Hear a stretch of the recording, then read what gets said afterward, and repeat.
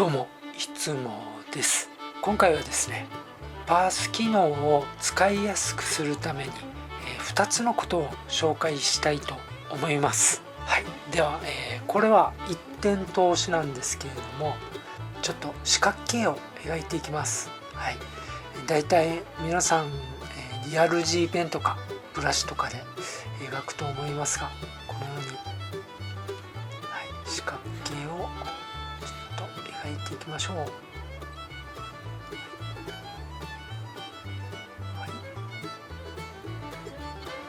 いしょ。ちょっと斜めが、よいしょ。はい、よいしょ。よいしょ。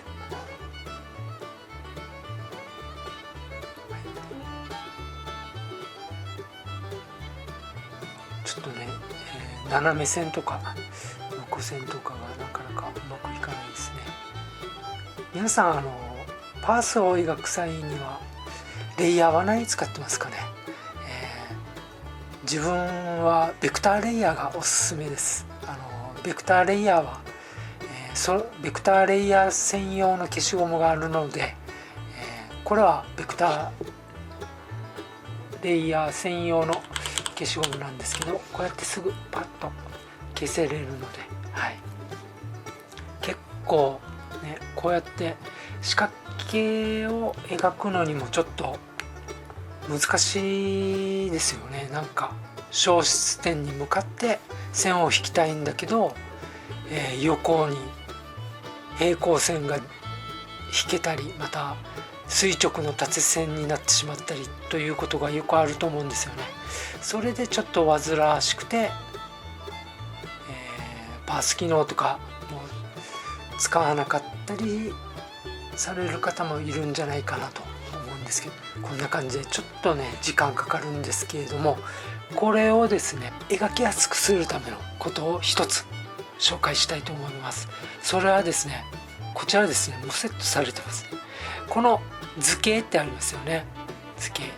はい、こちらをクリックします。はい、で一応画面見せましょうか。はい、これですね、これの図形の、定規がありますよね。いろいろこれのですね、この直線を選びます。はい、はい、じゃあ先ほどと同じようにちょっと四角形を描きましょうか。ね、四角形を描くとします。はい、こうやって描きます。この直線定規がどうして、パースを描きやすくするのかと言いますと、これをですね、はい、今斜めパースの線になってますね。はい、消失線に向かっていきますが、これをですねペンを上の方に持っていきますよね。すると垂直になるんですよね。でまた横とか、このペンをタブレットから離さなければ自由に選べれるんですね。はい、今回紹介したかった、一つ目がこの直線定規です。はい、これは本当に作業効率が速くなります。はい、たまに今の線は濃い黒ですよね。でも皆さんの中にはもしかすると薄い黒の線しか出ないっていう人もちょっと中にはいるかと思うんですよ。それを改善する方法を紹介したいと思います。それはですね、ペンの形状を変えれば大丈夫です。こちらのですね、ツールプロパティのスパナのマークをタッチします。もう最初からさっきやったので、このブラシ形状っていうところをクリックしますと、はい、こうやっていろいろありますよね。そのブラシ形状をクリックします。するとこういったところがあるんですね。多分薄い、線の人たちは多分この薄い鉛筆とかこの普通の鉛筆っていう風になってると思うんですよ。なのでそれをペンにすれば濃くなりますので、はい、それとですね、これは今回、紹介したいのが2つあると言ったんですけど、それとは別なんですけれども、もう以前他の動画でも紹介してあるんですが、また改めて、ちょっと紹介しましょうね。この直線定規のもので同じ中にあるところで、この長方形ってありますよね。長方形の定規、これもパースに沿って線を引くことができるんですね。でこれはちょっと癖があるんですけど、はい、じゃあちょっと長方形で長方形の定規でちょっと四角形を描いてみましょうか。これがですね、ほんと癖があるんですけれど、はい、こんな感じでやって、うまくいく時もあればうまくいかない時もあるんですけど、でも一応うまくいかない時は直線定規で、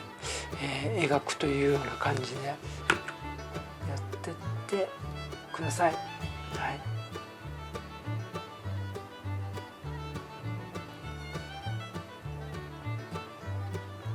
こんな風にも使えますよっていうような感じで、こうやってできない時は違う方向からまたやるというような感じで、うまくいきました。はい、ちょっと癖が強くて、扱いづらいところもあるんですけれども、慣れると結構いいねいいんですけど、ちょっと自分も失敗とかしましたが、こういった描き方もあります。はい、じゃあ2つ目を紹介しましょうね。これは別にパース限定ではないんですけれども、でも覚えておくとパースで建物とか何か描く時に、結構便利になったりするので、それを紹介したいと思います。ですね、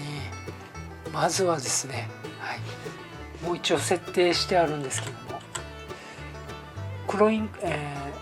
色を白にしてます。でちょっと線を引きますね。はい、わかるでしょうか。はい、もうちょい、はい、この白線の周りに黒い線が出てますよね。枠がついてるというような感じですね。これはクリップスタジオの宣伝の、動画にもなってたと思うんですけど、靴ひもを簡単に、描けれる方法というものですね。それを自分は使ってます。はい、こんな感じでこれを使えば、はい、例えばこういった窓がありますよね。はい、この窓のところにちょっと柵を描きたいなと思ったら、このように先ほどの白線でこのようにやって簡単に描くこともできます。でそれのやり方はですね、どうやるかと言いますと、では左下のレイヤーのところを見てください。で白線を引いてある、レイヤーを選んだ状態で、このちょっと上の方に行きますと、ここですね、効果っていうところがあるんですけれども、はい、でそれのこの丸のマークですね、境界効果というところをクリックします。はい、今出てたこの状態にします。すると縁の太さとか、